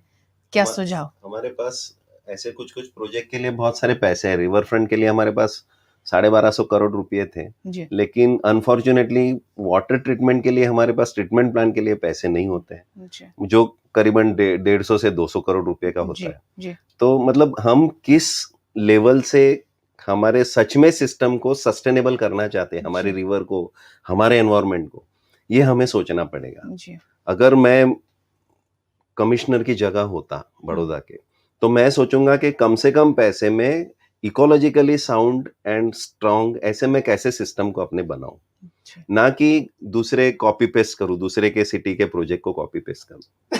रिवर फ्रंट में अक्सर वही होता है, रिवर तो रहती नहीं, वो कैनाल बनाई जाती है और वो टेमिंग बोलते हैं उसको। शेमलेसली वी कॉल दैट कि we are taming the river, हम लोग पाल रहे हैं उसको। कभी भी कोई रिवर कभी टेम नहीं हुई है, इंसान के हाथों में कभी नहीं रहती। जब बारिश बहुत होती है तो वो अपना स्वरूप दिखा देती है। तो हमको ये सोचना पड़ेगा कि हमको किस तरह की ये विश्वामित्री चाहिए। बड़ौदा वासियों से मैं निवेदन करता हूँ कि हमें हरियाली, पानी से भरपूर, शुद्ध पानी से बहती, भले कछुए और मगर भी हो, लेकिन आप जा सको, खेल सको उसके आसपास, ऐसी रिवर देखनी है। या सीमेंटेड बैंक वाली जहाँ पे बहुत बड़ी ऊंची बिल्डिंगें हो, ग्लास लगे हो हर एक बिल्डिंग में, और अपना ही एसी का गर्म हवा शहर के अंदर छोड़ रहे हो और शहर हमारा हीट आइलैंड बन रहा है। इस तरह की हमें रिवर चाहिए या ग्रीन रिवर चाहिए, ये हमें सोचना पड़ेगा। हमारे महाराजा सयाजीराव के काम को हमें दोहराना है या और किसी दिशा में, पैसों वाले की दिशा में, या जहाँ पे बिजनेस बहुत चलता है, या और कोई ऐसे कनिंग लोग जो अपनी प्रोजेक्ट या हमारी स्कीम को डाल के हमें सपने दिखा के, रिवर फ्रंट के सपने दिखा के, रिवर के ही पास में हमको ही हमारे पैसे के फ्लैट, बड़े ऊंचे दाम से खरीदने पड़ेंगे, ऐसे मजबूर करने वाले लोग, बिल्डर लोग। तो वैसे हमें रिवर चाहिए या हमारी ग्रीन रिवर चाहिए, हमें सोचना पड़ेगा। बिल्कुल सही है। विशाल, क्या कहोगे आखिर में? मैं ये कहना चाहूंगा कि अभी कुछ समय पहले का एक चित्र था कि जहां कोरोना की वजह से काफी लोग दम तोड़ रहे थे और जी। काफी खराब परिस्थिति में थे, जी। और मीडिया में हर चीज इमोशन एंगल से उसको दिखाया जा रहा था। हम लोग लोग मुझे पूछते कि आप कौन हो, तो मैं यही बताता हूँ कि मैं इन प्रकृति की, ये जानवरों की आवाज हूँ। वो लोग बोल नहीं पाते। जितने लोगों को इफेक्ट हुआ होगा कोरोना से, मैं आपको ये बताता हूँ, एक मैक्रो से लेके एक बड़ी बायोडाइवर्सिटी में जितने भी जानवर है, काफी जानवरों का यहाँ खात्मा हो चुका है, लेकिन उसके ऊपर कोई इमोशन एंगल पब्लिक को दिखाई नहीं देगा, क्योंकि कभी हमने उनको जानने की या उनके पास जाके उनको समझने की कोशिश नहीं की। अगर आप मेरे साथ चलो, मैं शहर के लोगों से निवेदन करता हूँ कि आप मेरे साथ आइए, मेरे साथ उस जगह पे खड़े रहिए, और उनके क्या इमोशन है और वो अभी क्या फील कर रहे हैं, मैं आपको समझा सकता हूँ। जब पहली बरसात होती है मैडम, कभी जाइए नदी किनारे अपना कैमरा लेके, मगरमच्छ बहुत खुश होते हैं, उस ताजे पानी का वो आनंद लेते हैं। गर्म पानी उन्होंने जो पूरे साल फेस किया है, वो कुछ महीने उनके पास होते हैं। बिल्कुल हमारी तरह, जैसे हम पहली बारिश में बाहर निकल जाते हैं कि भाई नहीं आज थोड़ा सा भीग ले, मौसम का लुत्फ ले ले, वैसे ही उनकी भी प्रकृति हमारे जैसी होती है। जब रेस्क्यू के लिए हम जाते हैं किसी मगरमच्छ को रेस्क्यू करने, हालांकि मैंने रेस्क्यू बंद कर दिया है, मैं कंजर्वेशन पे ज्यादा फोकस करता हूँ, लेकिन जब भी हम रेस्क्यू करने जाते हैं तो वो भी पैनिक होते हैं जी। उन्हें भी महसूस, मतलब वो भी महसूस कर सकते हैं। हम इंसानों ने सिर्फ अपने आप को ही इंपॉर्टेंस दिया है। कई बार मैं अपने बच्चों को नेचर कैंप के अंदर समझाता हूँ कि जानवर है तो हम आधुनिक इंसान बने, आदि मानव में से आधुनिक इंसान हमें इन जानवरों ने बनाया है जी। और आज भी हम अपने पूरे दिन की जितनी भी जरूरत पूरी करते हैं ना, वो 70 to 80% हम नेचर से लेते हैं, लेकिन हमने उसके सामने उसको क्या दिया। एक प्राकृतिक शहर, अगर हम बड़ौदा की बात करें तो उसका नाम ही एक वृक्ष के ऊपर से है जी। और वहीं के लोगों को आज अगर हमें ये चीज समझानी पड़ती है कि आप नेचर को प्रोटेक्ट करो, तो देखा जाए तो हमारे लिए शर्म की बात है, बहुत बड़ी शर्म की बात है। और संस्कारी हम अपने आप को किस तरीके से कहते हैं, जहां हम लोगों के हित का या जीवों का या प्रकृति का अगर हम मतलब किसी भी तरीके से हम उनके बारे में सोचते ही नहीं है, और हम एक स्वार्थी एक हमारा ये बना लिया है कि हमको हमारे शहर को डेकोरेट करना है। देखो, हमें ये चीज में से बाहर निकलने की जरूरत है। ठीक है, मगरमच्छ हो तो मगरमच्छ, पंछी, जितने भी मतलब बायोडाइवर्सिटी की भी अगर हम बात करते हैं, तो हम चाहते हैं लोगों को सबसे पहले अपने बैकयार्ड से उस चीज की शुरुआत करें। नेचर वॉक के प्रोग्राम हमारे जो होते हैं उसमें भी हम लोगों को जोड़ के यही तो सिखाते हैं कि प्रकृति क्या है। दूसरी बात कि अभी हमारा देश भारत प्रकृति और पर्यावरण क्षेत्र के अंदर एक लीड कर रहा है। लाइक आपने देखा होगा कि नरेंद्र मोदी जो हमारे प्राइम मिनिस्टर है, उन्होंने सोलार को लेके, हम लीडरशिप में है, नेचर के रिगार्डिंग भी हम लोग कहते हैं कि नेचर को ध्यान में रख के उसका विकास करना चाहिए। और यही वो शहर है जहां से वो इलेक्टेड होके जीत कर गए थे, और उसी शहर के अंदर एक प्राकृतिक आवास स्थान को हम पूरी तरीके से नष्ट करने का प्लान कर रहे हैं जी। तो मैं मानता हूं कि ये किसी तरीके का विकास नहीं है, ये एक तरीके का विनाश है।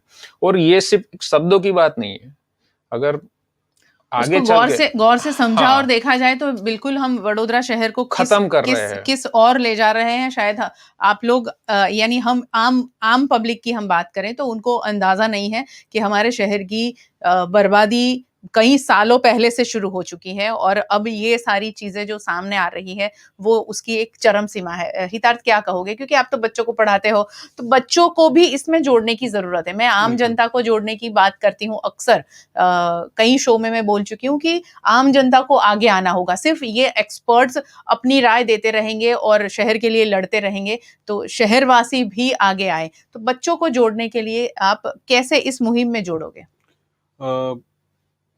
बच्चे ऑलरेडी जुड़ चुके हैं, उनको पता है कि सच क्या है, झूठ क्या है। मैं 2 प्रतिनिधियों की हमेशा बच्चों को बात करता हूँ, और उन्होंने इसके ऊपर खुद ही एक ड्रामा भी तैयार किया हुआ है जी। कि एक प्रतिनिधि वो होता है जिसने, उसी नदी भी वही है, शहर भी वही है। एक प्रतिनिधि वो था जिसने लोगों की भावनाओं को समझा था, जिन्होंने कुदरत को समझा था, उसी नदी के ऊपर घाट बनाए थे, जो हमने अभी वापस उसी घाट को जब देखा तो हम उसके प्यार में पड़ गए। तो एक प्रतिनिधि वो है, और हमारे सामने दूसरे प्रतिनिधि आज के हैं जिनको आई मी माई सेल्फ, मेरा क्या होगा वो पहले सोचना होता है। मैं इलेक्शन जीतूंगा, मुझे सीट मिलेगी, मुझे मुनाफा होगा, ये एक प्रतिनिधि है। तो बच्चों को तो ऑलरेडी पता है कि दोनों प्रतिनिधि में अंतर क्या है। और रही बात लोगों को जोड़ने की, तो मैं तो हमेशा गुजारिश करता हूँ मेरे जो शिक्षक है, बाकी मेरे जो शिक्षकगण है, चाहे वो कॉलेज में हो चाहे स्कूल में हो, अगर आप पर्यावरण पढ़ाते हो तो एक बार उनको विश्वामित्री के किनारे पर लेके आइए, उनको बताइए कि ये नदी क्या होती है। क्योंकि हमारे जो पुस्तक है उसमें जो नदियों का वर्णन और जो फोटोग्राफ्स दिखाए जाते हैं वो तो कुछ और होता है। और जब यही हमारा विद्यार्थी वो जब सही में हमारी नदी देखता है तो उसको ताजुब होता है, क्या ये यही नदी की बात हो रही है। तो जरूरी है कि हर एक स्कूल, हर एक शिक्षक जो है वो पर्यावरण जब पढ़ाता है तब उनको ये सारी चीजें साक्षात्कार कराइए उनको, तब उनको पता चलेगा कि एक छोटा सा मुद्दा होता है कि अगर फूड चेन की बात करें तो चलो मैं आपको फूड चेन दिखाता हूँ, क्या फूड चेन होती है। जब वही बच्चा बड़ा होके आगे जाएगा तब उसको वो नदी भी दिखेगी, वो फूड चेन भी सामने दिखेगी, और तब जाके वो सही निर्णय ले सकता है जी। तो वो जो प्रोसेस है वो शुरू हो चुकी है और बहुत सारे बच्चे जो है वो उसमें जुड़ चुके हैं। मैं यही चाहूंगा कि जिस तरह से पुस्तक का जो ज्ञान है उसको बाहर निकाल के अगर पर्यावरण की बात करूं तो उनको बाकी सारे विषयों के साथ जोड़ देंगे तो एक ऐसा विद्यार्थी हमारे सामने आएगा जिसको सिर्फ इंजीनियरिंग के बारे में ही नहीं पता है, लेकिन उस इंजीनियरिंग का नेचर के साथ क्या कनेक्टेड। या तो एक डॉक्टर जो है उसको भी पता है कि मैं भले ही डॉक्टर हूं लेकिन मेरा भी पर्यावरण के साथ कुछ कनेक्शन है और मुझे उसके बारे में सजग होना पड़ेगा। तो ये एक तरीके का जो अप्रोच है वो हर एक स्कूल को लेना चाहिए और उसी की वजह से लोग इसमें जुड़ते जाएंगे, बच्चे जुड़ते जाएंगे, और तब जाके जब गलत निर्णय होता है तब सिर्फ 4-5 लोग बैठ के उसकी चर्चा नहीं करते, पूरा शहर जुड़ जाता है जी। मुझे आनंद है कि ये जो विश्वामित्री की बात है तो उसमें सिर्फ हम 5 लोग नहीं, लेकिन नेचर वॉक ग्रुप जो हमेशा हम नदी के किनारे जाते हैं, डॉक्टर गवली जो है वो हमको नदी के बारे में सिखाता है, विशाल ने हमको मगर के बारे में बताया, तो ये सब जुड़े हुए हैं। तो लोक प्रतिनिधि को यही संदेश है कि आप ये मत समझो कि हम सब लोग मुक बधिर हैं और हम में कोई समझ नहीं है, लोगों को समझ है। और जिस दिन ये समझ वोट में ट्रांसलेट हो जाएगी तब आपको पता चलेगा एक लोक प्रतिनिधि की जिम्मेदारी क्या होती है, उनको लोगों को साथ में लेके जाना पड़ता है। जी जी जी बिल्कुल। और मुझे ऐसा लग रहा है कि सही है हितार्थ ने जो कहा कि ये 4-5 लोगों की टीम नहीं बल्कि अब टीम बढ़ रही है, मगर वडोदरा शहर का हर निवासी ये सोचे कि ये विश्वामित्री हमारी है और इस विश्वामित्री का को अच्छा रखने की जिम्मेदारी हम सबकी है, तब जाकर वो एक जुनून और एक जोश पैदा होगा और प्रशासन जो कर रहा है उसके खिलाफ आवाज उठाने, उसके उस मुद्दे पर आवाज उठाने की ताकत जुटा पाएगा। आखिर में रोहित भाई क्या सुझाव देंगे, क्योंकि आपने जितने भी अभी तक मुद्दे उठाए थे उसमें एक बहुत अहम मुद्दा है कि विश्वामित्री के इर्द गिर्द अवैध निर्माण जो हुआ है और उस अवैध निर्माण को पहले तो वो निर्माण होने दिया गया, तो ये अवैध निर्माण के मुद्दे को लेकर आप क्या कहेंगे? मैं 2 चीज कहूंगा जो मैं कह चुका हूँ जी, कोर्ट में कह चुका हूँ, लिख कर कह चुका हूँ। नदी सपने में आती है। उसने 4 बातें कही है। एक उसने ये कहा है कि मेरी खुद की पूर्व नियंत्रण, कुदरती पूर्व नियंत्रण, नेचुरल फ्लड कंट्रोल मैकेनिज्म है, मुझे वापस दो जी।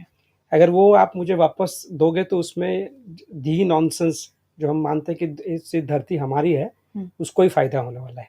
अगर इंसान सेल्फिश भी हो जाए तो नदी को अगर हम उसकी जगह वापस करते हैं, नदी का डेफिनेशन कोर्ट के ऑर्डर में है और इसका स्वीकार कॉलेज में तो हुआ है कि नदी जो कोतर है वो नदी का हिस्सा है, वेटलैंड नदी का हिस्सा है, बहुत सारे जैसे नेहा बेन ने कहा, तो वो सारी चीज़ें उसको वापस दी जाए, उससे फ़ायदा होगा। नेचुरल फ्लड कंट्रोल मैकेनिज्म नदी का खुद का है जिसको लेकर रिचार्जिंग का लेकर बाकी नदी। दूसरी एक बात दुख से कहती है कि इस धरती पे अंत में आने वाला जो जीव है वो इंसान है, उसके पहले बहुत सारे जीव है, यही इंसान कुछ ही सालों में इस धरती को मारने निकला है, तो वो बंद हो जाए।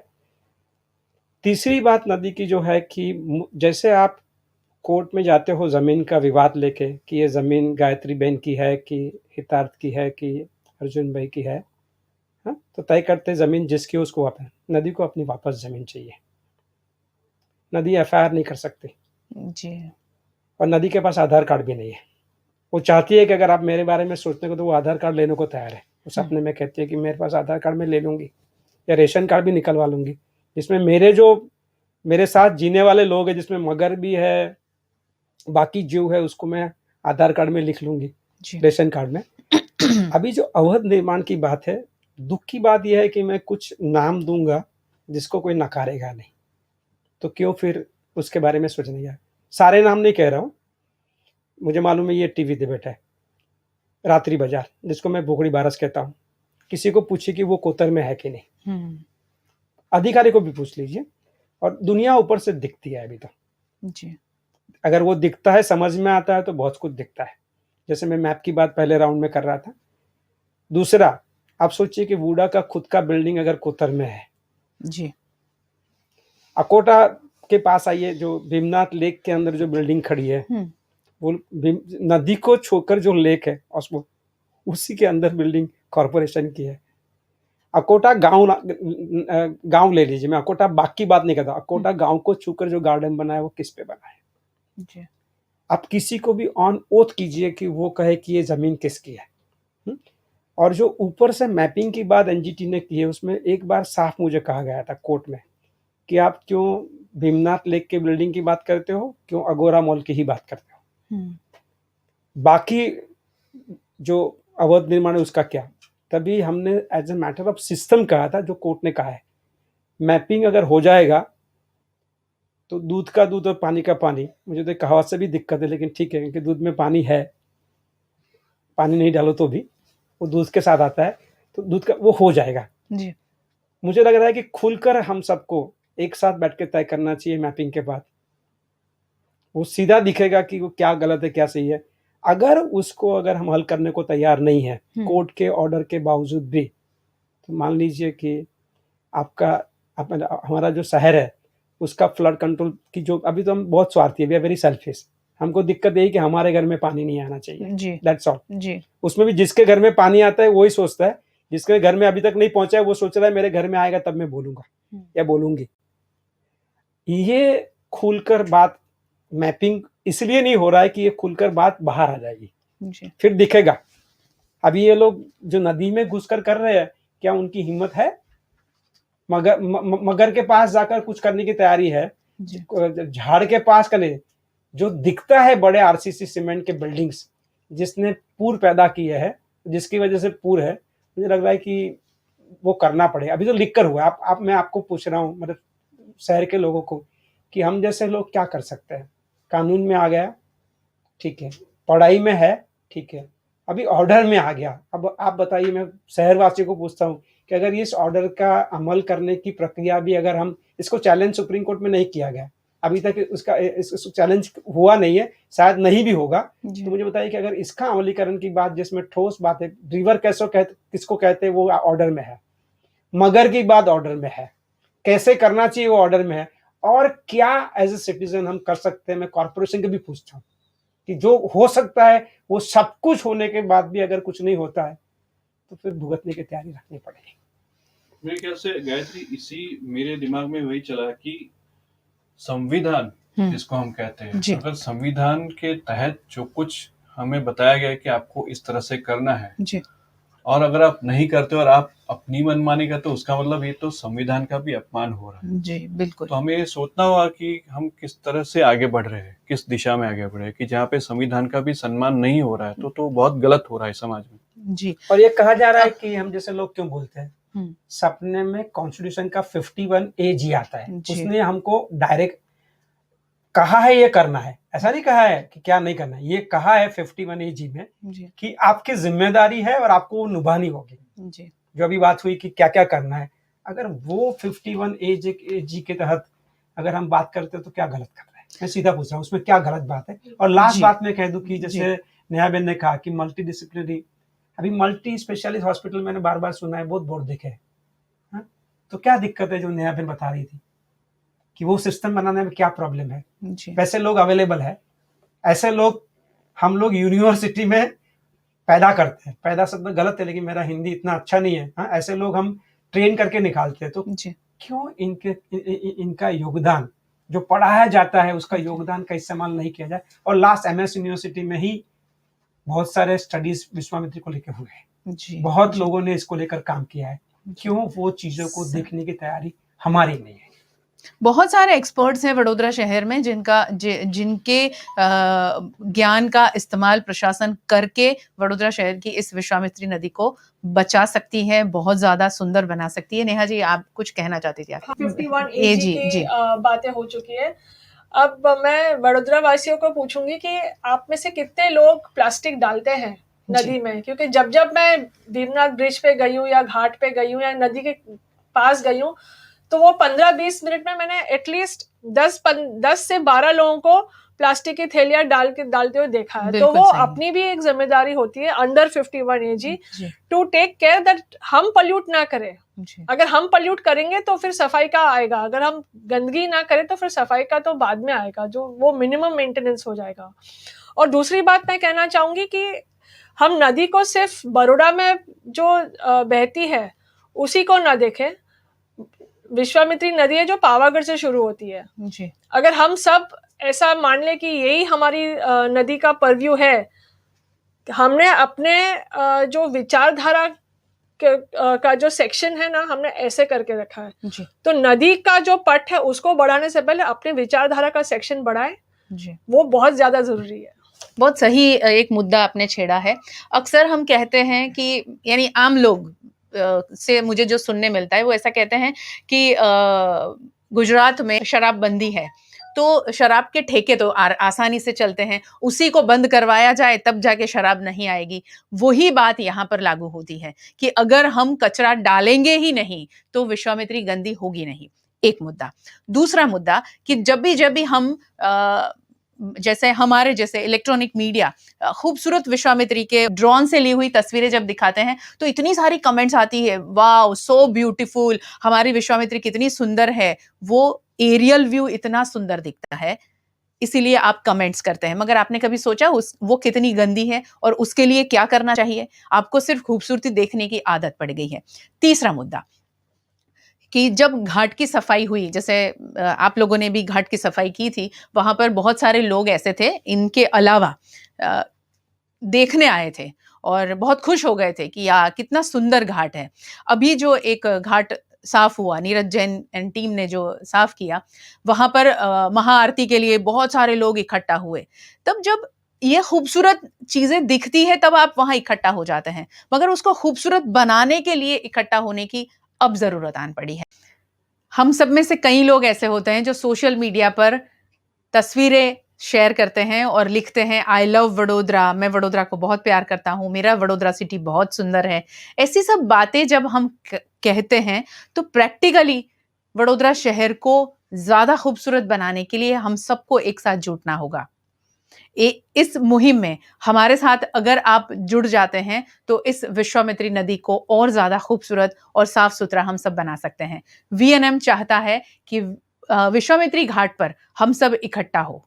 हम प्रशासन से भी बुलाएंगे अधिकारियों को, ये जितने भी एक्सपर्ट्स हैं वो भी हमारे साथ जुड़ेंगे और आप भी हमारे साथ जुड़िए ताकि बहुत सारे सुझाव एक दूसरे को हम बांट सकें और विश्वामित्री को और ज्यादा खूबसूरत बना सके। बहुत बहुत शुक्रिया हमारे साथ जुड़ने के लिए। आप सब जानते ही हैं अब VNM बहुत सारे OTT प्लेटफॉर्म पर देख सकते हैं आप, और बस इसी तरह हमारे साथ जुड़े रहें देश दुनिया की खबरों के लिए। नमस्कार।